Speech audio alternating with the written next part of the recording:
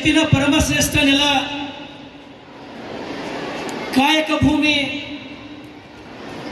ಬಸವ ಕಲ್ಯಾಣ ಮಹಾನಗರದಲ್ಲಿ ಇವತ್ತು ಅತ್ಯಂತ ಅದ್ಧೂರಿಯಿಂದ 78ನೇ ಸ್ವಾತಂತ್ರ್ಯ ದಿನಾಚರಣೆಯನ್ನ ನಾವು ಆಚರಣೆಯನ್ನ ಮಾಡ್ತಾ ಇದ್ದೀವಿ. ಈ ಕಾರ್ಯಕ್ರಮದ ವೇದಿಕೆ ಮೇಲೆ ಆಸೀನರಾದಂಥ ಈ ಕಾರ್ಯಕ್ರಮದ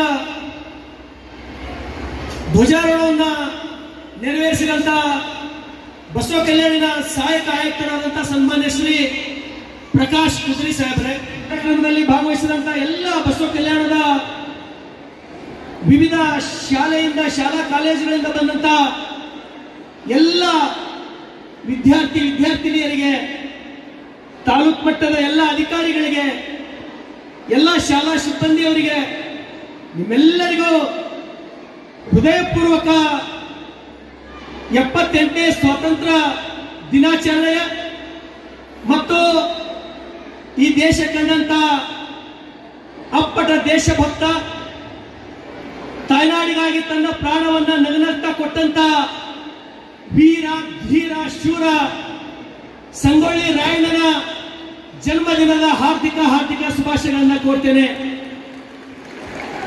ಬಂಧುಗಳೇ, ಬಸವ ಕಲ್ಯಾಣ ಇದೊಂದು ಈ ಜಗತ್ತಿನಲ್ಲಿ ಕ್ರಾಂತಿಯನ್ನ ಮಾಡಿದಂತ ಭೂಮಿ. ಇದು ಸಾಮಾಜಿಕ ಕ್ರಾಂತಿ, ಸಮಾನತೆಗಾಗಿ ಕ್ರಾಂತಿ, ಮಹಿಳಾ ಶಿಕ್ಷಣಕ್ಕಾಗಿ ಕ್ರಾಂತಿ, ಅಂತರ್ಜಾತಿ ವಿವಾಹಕ್ಕಾಗಿ ಕ್ರಾಂತಿ, ದಾಸೋಹಕ್ಕಾಗಿ ಕ್ರಾಂತಿ, ಇದರ ಜೊತೆಗೆ ಈ ಜಗತ್ತಿಗೆ ಮೊಟ್ಟ ಮೊದಲ ಪ್ರಜಾಪ್ರಭುತ್ವವನ್ನ ತೋರಿಸಿಕೊಟ್ಟಂತ ನೆಲ ಅದು ಬಸವ ಕಲ್ಯಾಣ ಅಂತಕ್ಕಂಥ ಹೆಮ್ಮೆ, ಗರ್ವ ನಮ್ಮೆಲ್ಲರಿಗೂ ಯಾವತ್ತಿಗೂ ಇರಬೇಕು. ಆ ಕಾರಣಕ್ಕಾಗಿ ಈ ದೇಶ ಕಂಡಂತ ನೆಚ್ಚಿನ ಪ್ರಧಾನಮಂತ್ರಿಗಳು, ಆದರ್ಶ ಪ್ರಧಾನಮಂತ್ರಿಗಳು ಈ ಜಗತ್ತಿಗೆ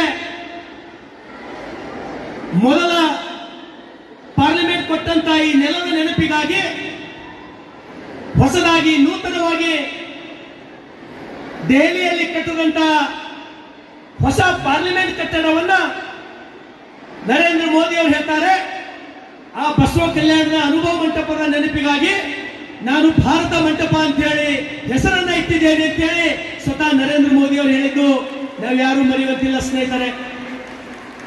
ಇವತ್ತು ಈ ಕಾರ್ಯಕ್ರಮದಲ್ಲಿ ಸಾಕಷ್ಟು ವಿದ್ಯಾರ್ಥಿಗಳು, ವಿದ್ಯಾರ್ಥಿನಿಯರು ಸೇರಿದ್ದೀರಿ. ನಿಮಗೆಲ್ಲರಿಗೂ ಗೊತ್ತಿದೆ ಈ ದಿನದ ಪ್ರಾಮುಖ್ಯತೆ ಏನು. 15 ಆಗಸ್ಟ್ ನಾವು ಬೆಳಗ್ಗೆ ಎದ್ದು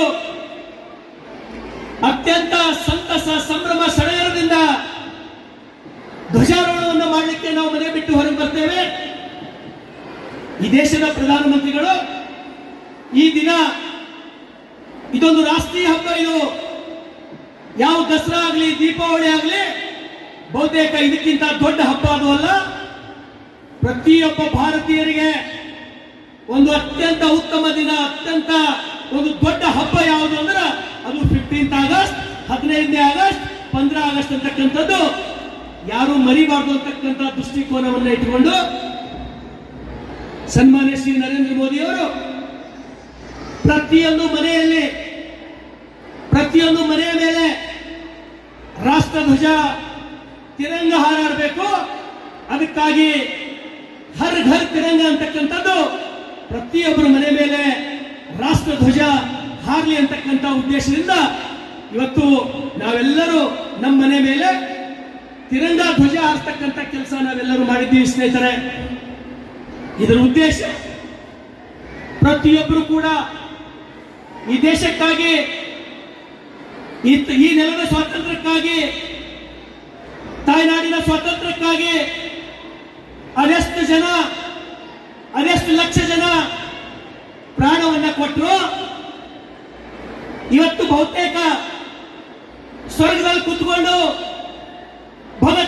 ಇರ್ಬೋದು, ಸಂಗೊಳ್ಳಿ ರಾಯಣ್ಣ ಇರ್ಬೋದು, ಛತ್ರಪತಿ ಶಿವಾಜಿ ಮಹಾರಾಜರು, ಸುಭಾಷ್ ಚಂದ್ರ ಬೋಸ್, ಲಾಲಾ ಲಜಪತ್ ರಾಯ್, ವಿ ಡಿ ಸಾವರ್ಕರ್, ಸಾಕಷ್ಟು ಜನ, ನೂರಾರು ಜನ, ಮಹಾತ್ಮ ಗಾಂಧೀಜಿ, ಡಾಕ್ಟರ್ ಬಾಬಾ ಸಾಹೇಬ್ ಅಂಬೇಡ್ಕರ್, ಇವತ್ತು ಅವರೇನಾದ್ರೂ ವಿಚಾರ ಮಾಡಿದ್ರ ನಾವೇನು ಈ ನಾಡಿನ ಸ್ವಾತಂತ್ರ್ಯಕ್ಕಾಗಿ ಪ್ರಾಣವನ್ನು ಕೊಟ್ಟಿದ್ದೀವಿ, ನಾವು ಬಹಳ ಒಳ್ಳೆ ಕೆಲಸ ಮಾಡಿದ್ದೇವೆ ಅಂತೇಳಿ ಸ್ವರ್ಗದೊಳಗೆ ಅವ್ರಿಗೆ ಖುಷಿ ಆಗ್ಬೇಕಂತಕ್ಕಂಥ ದೃಷ್ಟಿಕೋನ ಇಟ್ಕೊಂಡು ಇವತ್ತು ಈ ತಿರಂಗ ಯಾತ್ರೆಯನ್ನ ನರೇಂದ್ರ ಮೋದಿಯವರು ಪ್ರತಿಯೊಂದು ಮನೆ ಮೇಲೆ ಹಾರಿಸಬೇಕಂತಕ್ಕಂಥದ್ದು ಕನಸನ್ನ ಕಾಣಿದ್ರು. ಸ್ನೇಹಿತರೆ, ಬಂಧುಗಳೇ, ನಿಮ್ಮೆಲ್ಲರಿಗೂ ಗೊತ್ತಿರಲಿ, ಈ ದೇಶದೊಳಗ ಪ್ರಪ್ರಥಮವಾಗಿ ಈ ಸ್ವಾತಂತ್ರ್ಯದ ಕಿಚ್ಚು ಯಾವಾಗ ಪ್ರಾರಂಭವಾಯಿತು, ಪ್ರಪ್ರಥಮವಾಗಿ ಈ ದೇಶಕ್ಕೆ ಸ್ವತಂತ್ರ ಸಿಗಬೇಕು, ಪ್ರಪ್ರಥಮ ಸ್ವತಂತ್ರ ಹೋರಾಟಗಾರ ಯಾರು, ಯಾರು ಈ ನೆಲದಲ್ಲಿ ಪ್ರಾರಂಭ ಮಾಡಿದ್ರು, ಯಾರು ಈ ದೇಶದ ಸ್ವಾತಂತ್ರ್ಯಕ್ಕಾಗಿ ಮೊದಲ ಪ್ರಾಣ ಕೊಟ್ಟರು ಅಂತಕ್ಕಂಥದ್ದು ಬಹುತೇಕ ನಾವು ಇವತ್ತು ನೆನಬೇಕು. ಆ ಮಹಾನ್ ವ್ಯಕ್ತಿ ಮಂಗಲ್ ಪಾಂಡೆ ಅಂತಕ್ಕಂಥದ್ದು ನಾವು ಯಾರು ಮರಿಬಾರ್ದು. ಮಂಗಲ್ ಪಾಂಡೆ ಅಂತಕ್ಕಂಥದ್ದು 1852 ಇಸ್ವಿಯಲ್ಲಿ ಮಂಗಲ್ ಪಾಂಡೆ ಅವತ್ತಿನ ಬ್ರಿಟಿಷ್ ಸೈನ್ಯದಲ್ಲಿ ಸೈನಿಕರಾಗಿ ಕೆಲಸ ಮಾಡತಕ್ಕಂಥ ಸಂದರ್ಭದಲ್ಲಿ ಬಂದೂಕಿಗೆ ಆಕಳ ಮತ್ತು ಹಂದಿ ಮಾಂಸದ ಕೊಬ್ಬನ್ನ ಹಚ್ಚಿಕೊಡ್ತಾರೆ, ಬಾಯಿಂದ ತೆಗಿಬೇಕಂತಕ್ಕಂಥ ಆ ಬ್ರಿಟಿಷರ ಹೇಳಿಕೆಯಿಂದ ಸಿಟ್ಟಿಗೆಂದಂತ ಮಂಗಲ್ ಪಾಂಡೆ ಇವತ್ತು ಅವನಿಂದ ಈ ದೇಶದಲ್ಲಿ ಮೊದಲ ಸ್ವಾತಂತ್ರ್ಯದ ಕಿಚ್ಚನ್ನು ಹಚ್ಚಿದಂತ ವ್ಯಕ್ತಿ ಮಂಗಲ್ ಪಾಂಡೆ ಅಂತಕ್ಕಂಥದ್ದು ನಾವು ಯಾರು ಮರಿಬಾರ್ದು. ಬಸವ ಕಲ್ಯಾಣದ ನನ್ನ ವಿದ್ಯಾರ್ಥಿಗಳು, ನಿಮ್ಮೆಲ್ಲರಿಗೂ ನಾನು ವಿನಂತಿಯನ್ನು ಮಾಡ್ತೇನೆ, ಸಾಕಷ್ಟು ಸಮಯ ಆಗಿದೆ. ಬರ್ತಕ್ಕಂಥ ಮುಂದಿನ ದಿನಗಳಲ್ಲಿ ನಾನು ಎಸಿ ಸಾಹೇಬರಿಗೆ ಹೇಳಿದ್ದೀನಿ, ಸ್ವಲ್ಪ ಸಮಯದಲ್ಲಿ ನಾವು ಬದಲಾವಣೆ ಮಾಡ್ಕೋಬೇಕು, ನಮ್ಮ ವಿದ್ಯಾರ್ಥಿಗಳಿಗೆ ಯಾರಿಗೂ ತೊಂದರೆ ಆಗಬಾರ್ದು ಅಂತಕ್ಕಂಥದ್ದು.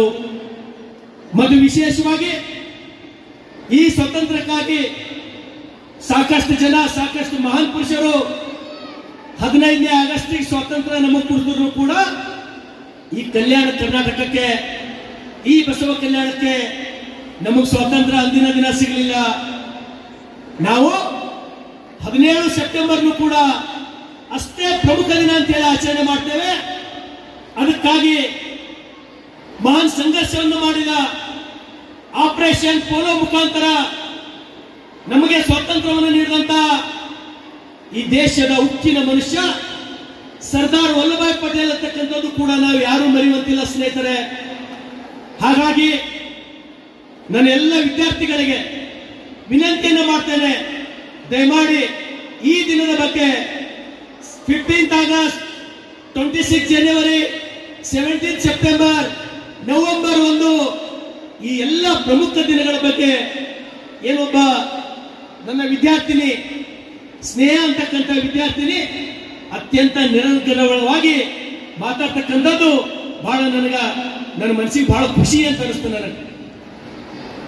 ಅದನ್ನ ತಾವೆಲ್ಲರೂ ಕುಂತು ಕೇಳಿದ್ರಿ. ಇಲ್ಲಿ ಮುಂದಿನ ದಿನದೊಳಗ ನೆಕ್ಸ್ಟ್ 26 ಜನವರಿಗೆ ಇವತ್ತು ಸ್ನೇಹ ಇಲ್ಲಿ ನಿಂತು 15 ನಿಮಿಷ ನಿರರ್ಗಳವಾಗಿ ಈ ದೇಶದ ಇತಿಹಾಸದ ಕುರಿತು ಎಷ್ಟು ಚಂದ ಮಾತಾಡ್ತೀವಲ್ಲಪ್ಪ, ನಾವು ಮಾತಾಡಬೇಕು. ನಾವೇನು ಸ್ನೇಹಿತನ ಯಾರು ಕಡಿಮೆ ಇಲ್ಲ ಅಂತಕ್ಕಂಥದ್ದು ನೀವು ಇವತ್ತು ಪ್ರಮಾಣ ಮಾಡಬೇಕು. ನಾನು ಮಾತಾಡ್ಬೇಕು, ನಾನು ಪ್ರತಿಯೊಬ್ಬರಿಗೂ ಅವಕಾಶ ಮಾಡಿಕೊಡಿಸ್ತೇನೆ. ಮುಂದೆ ಬರ್ತಕ್ಕಂಥ ದಿನಮಾನದೊಳಗ ನೀವು ಹೆಚ್ಚಿಗೆ ಜನ ಮಾತಾಡ್ತೀರಂದ್ರ 2 ದಿವಸ ಒಂದು ಭಾಷಣ ಸ್ಪರ್ಧೆನ ಇಲ್ಲಿ ನಾನು ನಿಮ್ಗಾಗಿ ಏರ್ಪಾಡು ಮಾಡ್ತೇನೆ. ವಿದ್ಯಾರ್ಥಿಗಳೇ, ನಾವೇನಾದ್ರೂ ಸಾಧನೆ ಮಾಡಬೇಕು. ನಾನೇನಾದ್ರೂ ನನ್ನ ಹಡೆದ ಮನೆಗೆ, ನನ್ನ ಹಡೆದ ತಾಯಿ ತಂದೆಗೆ, ನನ್ನ ಕುಟುಂಬಕ್ಕೆ, ನನ್ನ ಬಸವ ಕಲ್ಯಾಣಕ್ಕೆ ನಾನೇನಾದ್ರೂ ಕೀರ್ತಿ ತರಬೇಕು ಅಂದ್ರ ಇವತ್ತಿಲ್ಲಿ ಸಾಕಷ್ಟು ಜನ ವಿದ್ಯಾರ್ಥಿಗಳಿದ್ದೀರಿ. ತಾವು ಒಂದು ಸಲ ಸುಮ್ಮನೆ ನೋಡ್ರಿ, ಇವತ್ತು ಪ್ಯಾರಿಸ್ ಒಲಿಂಪಿಕ್ ನಡೀತಕ್ಕಂಥದ್ದು ಎಲ್ಲರಿಗೂ ಗೊತ್ತಿರ್ತಕ್ಕಂಥದ್ದು ವಿಚಾರ. ಈ ಪ್ಯಾರಿಸ್ ಒಲಿಂಪಿಕ್ದೊಳಗ ನಮಗೂ ಬಹಳ ನೋವು ಅನಿಸ್ತದ. 130 ಕೋಟಿ ಜನಸಂಖ್ಯೆ ಇರ್ತಕ್ಕಂಥವ್ರು ನಾವು